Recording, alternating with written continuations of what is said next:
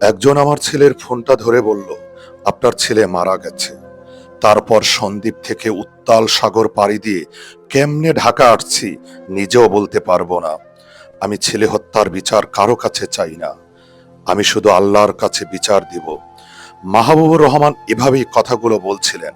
তিনি মাহমুদুর রহমান সৈকতের বাবা। 19 জুলাই কোটা সংস্কার আন্দোলন ঘিরে রাজধানীর মোহাম্মদপুরের নূরজাহান রোডের মাথায় সংঘর্ষের মধ্যে গুলিতে নিহত হন মাহমুদুর রহমান সৈকত। গত শুক্রবার নূরজাহান রোডের বাসায় মাহবুবুর রহমান পোষা বিড়াল পুটুকে দেখিয়ে বলছিলেন, এ তো জন্তু জানোয়ার। ছেলে মারা যাওয়ার পর থেকে এই বিড়ালও খাওয়া দাওয়া প্রায় বন্ধ করে দিয়েছে।